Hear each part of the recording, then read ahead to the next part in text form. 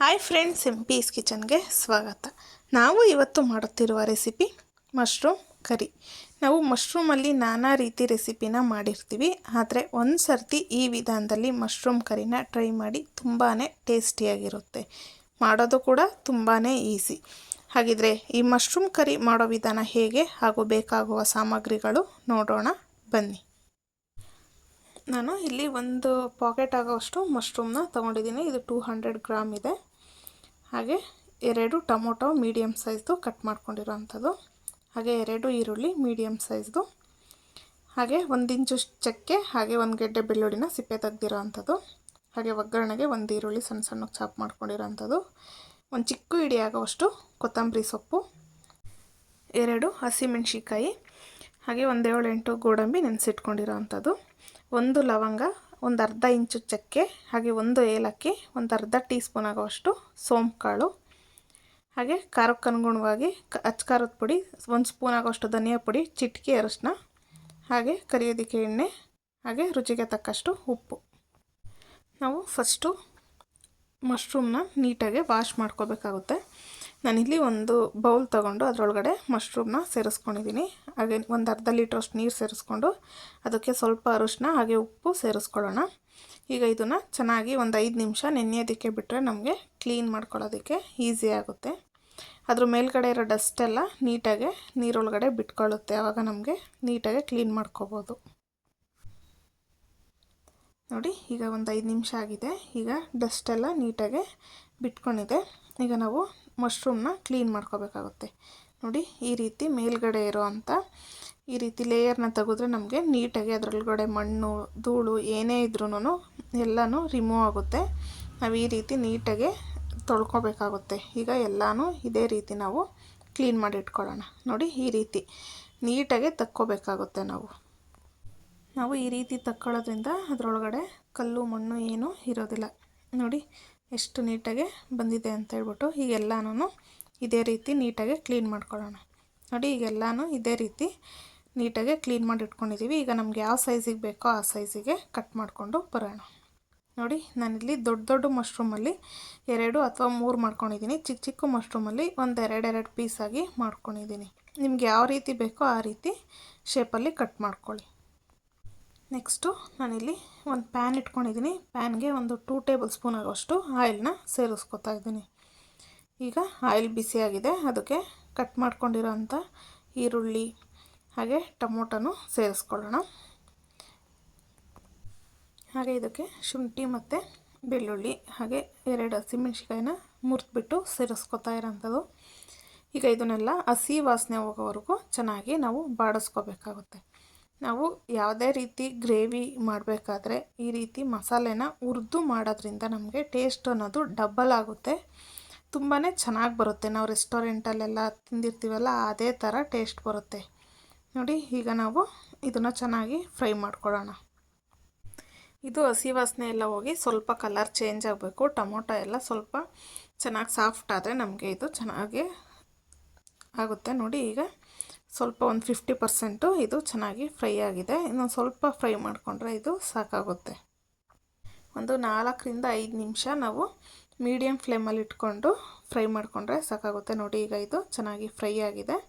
ಈಗ ನಾನು ಇದಕ್ಕೆ ಚಕ್ಕೆ, ಲವಂಗ, ಏಲಕ್ಕಿ ಹಾಗೆ ಸೋಂಪನ್ನ ಸೇರಿಸ್ಕೊತಾ ಇದ್ದೀನಿ. ಹಾಗೆ ನೆನೆಸಿಟ್ಟಿದ್ದಂಥ ಗೋಡಂಬಿನೂ ಸೇರಿಸ್ಕೊತಾ ಇದ್ದೀನಿ. ನಿಮ್ಮ ಮನೇಲಿ ಏನಾದರೂ ಗೋಡಂಬಿ ಇಲ್ಲ ಅಂತ ಅಂದಾಗ ನೀವು ಹಸಿ ತೆಂಗಿನಕಾಯಿನೂ ಇದಕ್ಕೆ ಸೇರಿಸ್ಕೋಬೋದು. ಇಲ್ಲಾಂದರೆ ಗೋಡಂಬಿ ಇದ್ದರೆ ಗೋಡಂಬಿನೇ ಸೇರಿಸ್ಕೊಳ್ಳಿ, ತುಂಬ ಚೆನ್ನಾಗಿ ಟೇಸ್ಟ್ ಬರುತ್ತೆ. ಈಗ ಇದನ್ನು ಚೆನ್ನಾಗಿ ಒಂದು 2 ನಿಮಿಷ ಫ್ರೈ ಮಾಡ್ಕೊಳ್ಳೋಣ. ನಾವು ಸ್ಪೈಸಸ್ ಹಾಕಿದ ಮೇಲೆ ಜಾಸ್ತಿ ಫ್ರೈ ಮಾಡಬೇಕು ಅಂತ ಏನಿಲ್ಲ, ಒಂದು 2 ನಿಮಿಷ ಫ್ರೈ ಮಾಡಿದ್ರೆ ಸಾಕಾಗುತ್ತೆ. ಈಗ ಇದು ಫ್ರೈ ಆಗಿದೆ. ಇದನ್ನು ಫ್ಲೇಮ್ನ ಆಫ್ ಮಾಡಿಬಿಟ್ಟು ತಣ್ಣಗಾಗೋದಕ್ಕೆ ಬಿಡೋಣ. ನೆಕ್ಸ್ಟು ನಾನೀಗ ಅದೇ ಪ್ಯಾನಿಗೆ ಒಂದು 2 ಟೇಬಲ್ ಸ್ಪೂನ್ ಆಗೋಷ್ಟು ಆಯಿಲ್ನ ಸೇರಿಸ್ಕೊತಾ ಇದ್ದೀನಿ. ಆಯಿಲ್ ಸೇರಿಸ್ಕೊಂಡು ಈಗ ಕಟ್ ಮಾಡಿಕೊಂಡಿದ್ದಂಥ ಮಶ್ರೂಮ್ನ ಅದರೊಳಗಡೆ ಸೇರಿಸ್ಕೊಳ್ಳೋಣ. ನಾವು ಮಸಾಲೆ ಎಲ್ಲ ತಣ್ಣಗಾಗೋಷ್ಟರೊಳಗಡೆ ಮಶ್ರೂಮ್ನ ಈ ರೀತಿ ಫ್ರೈ ಮಾಡಿಕೊಂಡ್ರೆ ನಮಗೆ ಟೈಮೂ ಸೇವ್ ಆಗುತ್ತೆ, ಹಾಗೆ ಈಸಿಯಾಗಿ ಬೇಗನೂ ಮಾಡ್ಕೋಬೋದು. ಈಗ ಚೆನ್ನಾಗಿ ನಾವು ಮಶ್ರೂಮ್ನ ಫ್ರೈ ಮಾಡ್ಕೋಬೇಕಾಗುತ್ತೆ. ಒಂದು 2-3 ನಿಮಿಷ ಫ್ರೈ ಮಾಡಿದ್ರೆ ಸಾಕಾಗುತ್ತೆ. ಅದರೊಳಗಡೆ ಇರೋ ನೀರೆಲ್ಲ ಬಿಟ್ಟು ಇದು ಚೆನ್ನಾಗಿ ಫ್ರೈ ಆಗಿರುತ್ತೆ. ನಮಗೆ ಆವಾಗ ಗ್ರೇವಿ ಮಾಡ್ಕೊಳ್ಳೋಕ್ಕೆ ತುಂಬ ಈಸಿ ಆಗುತ್ತೆ. ನಾನೀಗ ಫ್ರೈ ಮಾಡೋದಕ್ಕೆ ಸ್ವಲ್ಪ ಸಾಲ್ಟು ಮತ್ತು ಟರ್ಮರಿಕ್ನ ಸೇರಿಸ್ಕೊಂಡಿದ್ದೀನಿ. ಈಗ ಮತ್ತೆ ಇದನ್ನು ಮಿಕ್ಸ್ ಮಾಡ್ಕೊಳ್ಳೋಣ. ನಾವು ಹಾಕಿರೋ ಅರಿಶಿನದ ಪುಡಿ, ಉಪ್ಪು ಎಲ್ಲದಕ್ಕೂ ಹೊಂದಬೇಕು. ನಾವು ಇದಕ್ಕೆ ನೀರೇನು ಸೇರಿಸ್ಬಾರ್ದು, ಹಾಗೆಯೇ ಫ್ರೈ ಮಾಡ್ಕೋಬೇಕಾಗುತ್ತೆ. ಈಗ ಇದನ್ನು ಲಿಡ್ ಕ್ಲೋಸ್ ಮಾಡಿಬಿಟ್ಟು 1-2 ನಿಮಿಷ ಫ್ರೈ ಮಾಡ್ಕೊಳ್ಳೋಣ. ನೋಡಿ, ಈಗ 1-2-3 ನಿಮಿಷ ಆಗಿದೆ, ಚೆನ್ನಾಗಿ ಫ್ರೈ ಆಗಿದೆ. ಅದರೊಳಗಡೆ ನೀರಿನ ಅಂಶ ಎಲ್ಲ ಕಮ್ಮಿ ಆಗಿದೆ. ಈ ರೀತಿ ನಾವು ಫ್ರೈ ಮಾಡ್ಕೋಬೇಕಾಗುತ್ತೆ. ನಾವು ಈ ರೀತಿ ಮಶ್ರೂಮಲ್ಲಿ ಗ್ರೇವಿ ಮಾಡಿಕೊಂಡು ಚಪಾತಿ, ಪೂರಿ, ರೊಟ್ಟಿ, ರೈಸ್ಗೆ ಎಲ್ಲದಕ್ಕೂ ತಿನ್ಕೋಬೋದು. ನೋಡಿ, ಈಗ ನಾನು ನೆಕ್ಸ್ಟು ಮಿಕ್ಸಿ ಜಾರ್ ತೊಗೊಂಡಿದ್ದೀನಿ. ಈಗ ತಣ್ಣಗಾಗಿರೋಂಥ ಮಸಾಲೆ ಎಲ್ಲನ ಇದಕ್ಕೆ ಸೇರಿಸ್ಕೊಳ್ಳೋಣ. ಈಗ ಎಲ್ಲ ಮಸಾಲೆನೂ ಇದಕ್ಕೆ ಸೇರಿಸ್ಕೊಂಡು ಅದ್ರ ಜೊತೆ ಕೊತ್ತಂಬರಿ ಸೊಪ್ಪು ಸೇರಿಸ್ಕೊಂಡು ನೀರೇನು ಸೇರಿಸ್ದೆ ನುಣ್ಣಗೆ ರುಬ್ಕೊಂಬರೋಣ. ನೋಡಿ, ಈ ರೀತಿ. ನೆಕ್ಸ್ಟು ನಾನೀಗ ಅದೇ ಪ್ಯಾನಿಗೆ ಮತ್ತೆ ಒಂದು 4 ಟೇಬಲ್ ಸ್ಪೂನ್ ಆಗೋಷ್ಟು ಆಯಿಲ್ನ ಸೇರಿಸ್ಕೊತಾ ಇದ್ದೀನಿ. ಈಗ ಆಯಿಲೆಲ್ಲ ಬಿಸಿಯಾಗಿದೆ. ಅದಕ್ಕೆ ಸಣ್ಣಗೆ ಚಾಪ್ ಮಾಡ್ಕೊಂಡಿರೋ ಅಂಥ ಒಂದು ಈರುಳ್ಳಿನ ಸೇರಿಸ್ಕೊತಾ ಇದ್ದೀನಿ. ಈಗ ಈರುಳ್ಳಿ ಎಲ್ಲ ಹಸಿ ವಾಸನೆ ಹೋಗಬೇಕು, ಆ ರೀತಿ ಫ್ರೈ ಮಾಡ್ಕೊಳ್ಳೋಣ. ನಾವು ಈ ರೀತಿ ಈರುಳ್ಳಿ ಇಷ್ಟ ಇಲ್ಲ ಅಂದರೆ ನೀವು ಇದನ್ನು ಸ್ಕಿಪ್ ಮಾಡ್ಬೋದು, ಹಾಕೋದ್ರಿಂದ ಚೆನ್ನಾಗಿರುತ್ತೆ ತಿನ್ನಬೇಕಾದ್ರೆ. ಈಗ ಈರುಳ್ಳಿ ಎಲ್ಲ ಹಸಿ ವಾಸನೆ ಹೋಗಿ ಚೆನ್ನಾಗಿ ಫ್ರೈ ಆಗಬೇಕು, ಆ ರೀತಿ ನಾವು ಫ್ರೈ ಮಾಡ್ಕೊಳ್ಳೋಣ. ನೀವು ಇದಕ್ಕೆ ಇಷ್ಟಪಡೋದಾದರೆ ಸ್ವಲ್ಪ ಬೆಳ್ಳುಳ್ಳಿನೂ ಜಜ್ಜಿನೇ ಹಾಕ್ಬೋದು, ಬೇಡ ಅಂದರೆ ಸ್ಕಿಪ್ ಮಾಡ್ಬೋದು. ಈಗ ನಾವು ರುಬ್ಬಿಟ್ಕೊಂಡಿರೋ ಅಂಥ ಮಸಾಲೆನೆಲ್ಲ ಇದಕ್ಕೆ ಸೇರಿಸ್ಕೊಳ್ಳೋಣ. ಈಗ ಮಸಾಲೆ ಎಲ್ಲ ನೀಟಾಗಿ ಫ್ರೈ ಮಾಡ್ಕೋಬೇಕಾಗುತ್ತೆ.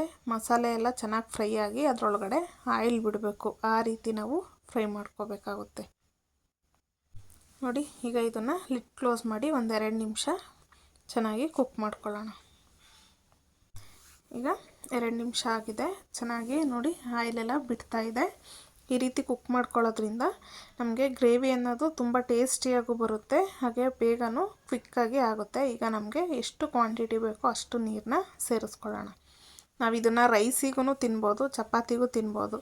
ನೀವು ರೈಸ್ಗೆಲ್ಲ ತಿನ್ನೋದಾದರೆ ಸ್ವಲ್ಪ ತೆಳುವಾಗೂ ಮಾಡ್ಕೋಬೋದು. ಚಪಾತಿ, ಪೂರಿಗೆಲ್ಲ ತಿನ್ನೋದಾದರೆ ಸ್ವಲ್ಪ ಗಟ್ಟಿಗೆ ಮಾಡಿಕೊಂಡ್ರೆ ಚೆನ್ನಾಗಿರುತ್ತೆ. ನಾವು ಮಸಾಲೆನೇ ಚೆನ್ನಾಗಿ ಎಲ್ಲ ಫ್ರೈ ಮಾಡ್ಕೊಂಡಿರೋದ್ರಿಂದ ನಾವು ಮಶ್ರೂಮನ್ನು ಚೆನ್ನಾಗಿ ಫ್ರೈ ಮಾಡ್ಕೊಂಡಿರ್ತೀವಿ, ಜಾಸ್ತಿ ಟೈಮೂ ತಗೊಳಲ್ಲ.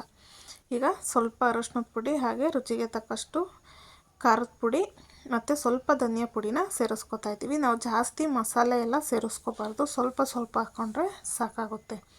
ಈಗ ಉಪ್ಪು ಎಷ್ಟು ಬೇಕೋ ಅಷ್ಟು ನೋಡಿಕೊಂಡು ಸೇರಿಸ್ಕೊಳ್ಳೋಣ. ನಾವು ಫ್ರೈ ಮಾಡಬೇಕಾದ್ರೂ ಮಶ್ರೂಮ್ನ ಸ್ವಲ್ಪ ಸಾಲ್ಟ್ ಸೇರಿಸಿರ್ತೀವಿ, ಈಗ ನೋಡಿಕೊಂಡು ಸೇರಿಸ್ಕೋಬೇಕಾಗುತ್ತೆ.